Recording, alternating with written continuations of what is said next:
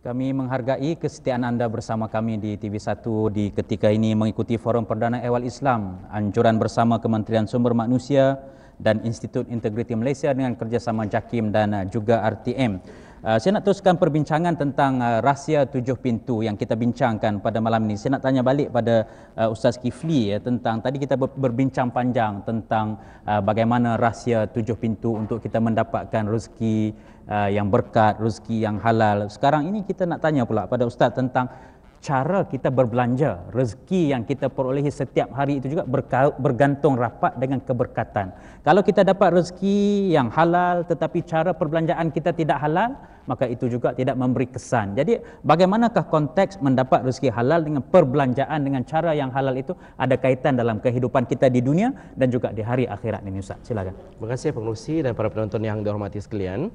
Bila kita sebutkan tadi bahawa sumber rezeki itu dengan sifat Ar-Razzaq, Allah Subhanahu Wa Taala, datang daripada Allah. Dan kita juga apabila nanti kita akan hidup ni akan kembali kepada Allah. Maknanya persoalan hidup dunia dan akhirat itu sentiasa berkaitan. Tidak boleh hanya satu sudut. Okey, dunia kita hebat, kemudian akhirat nanti kita malang.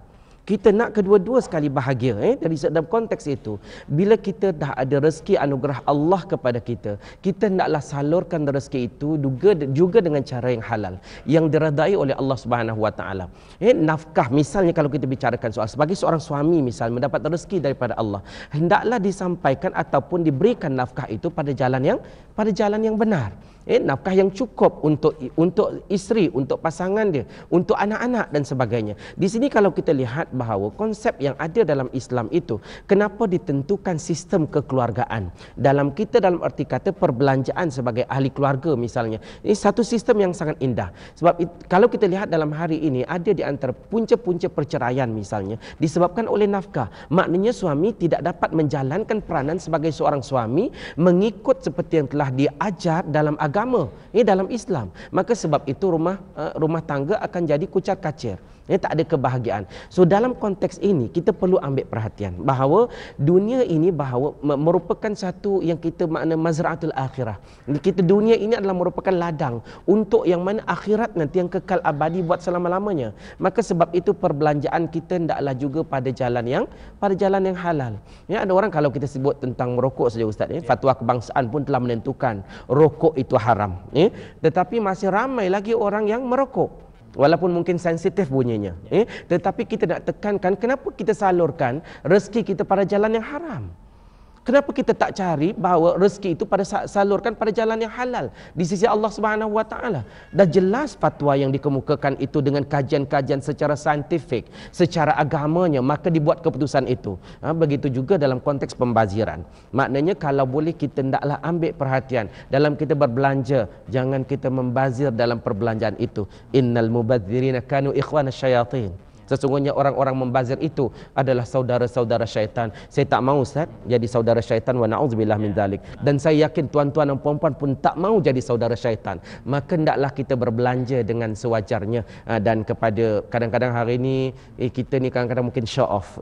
Kita nak tunjukkan pada orang bahawa inilah hidup gaya mewahku, sehingga kita lupa sebenarnya biar berbelanja ikut ukur di badan kita sendiri.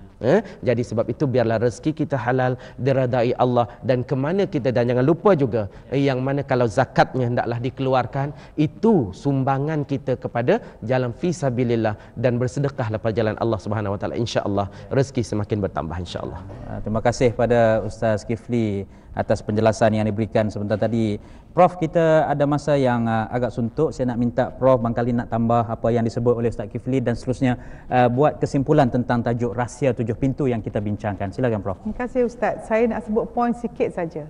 Kita audit diri kita hari ini, setiap kali kita berbelanja, beli barang ke apa, terutama kaum wanita ya, kita beli ni untuk mencari redha Allah atau penghargaan manusia.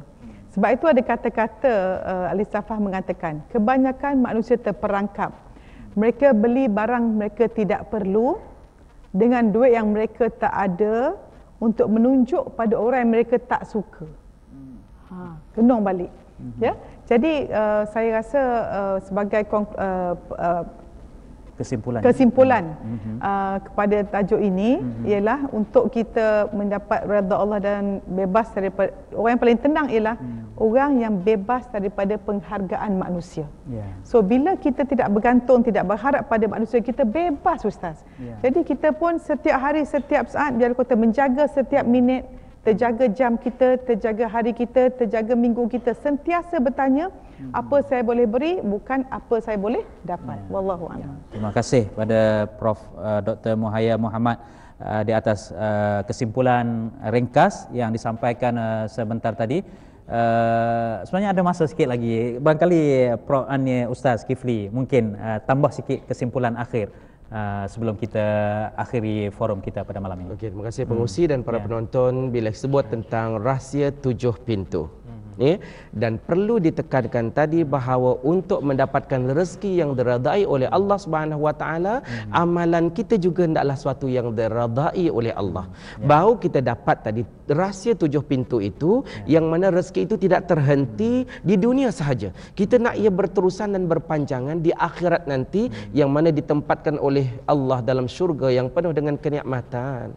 Kita ingat syurga itu penuh dengan kenikmatan. Apa saja terlintas dalam akal fikiran, Allah boleh datangkan kepada kita. Dan ingat juga, neraka Allah itu sangat azab, pedih. Sebab itu kita hendaklah elakkan segala rezeki yang haram tadi, yang kita usahakan dengan cara yang salah, hendaklah kita tinggalkan. Dan sempena dengan hari pekerja itu, kena ingat bila sebut tentang transformasi, perubahan itu datang daripada kita. Firman Allah Subhanahu Wa Taala, innallaha la yughayyiru ma biqaumin hatta yughayyiru ma bi anfusihim. Sesungguhnya Allah tidak akan mengubah keadaan sesuatu kaum, keadaan diri kita, melainkan diri kita melakukan perubahan itu. Kalau sebelum ini kita ada buat silap, maka kita perbaiki kesilapan itu. Kalau sebelum ini kita kurang cemerlang, cemerlangkanlah diri kita. Kalau sebelum ini kita mungkin banyak bertanya apa orang bagi pada kita, macam Prof kata, biar sekarang kita bertanya apakah sumbangan saya kepada organisasi, kepada negara saya. Itu maknanya supaya kita ada muhasabah diri, dan benar-benar nanti insya-Allah rezeki yang kita perolehi ini suatu yang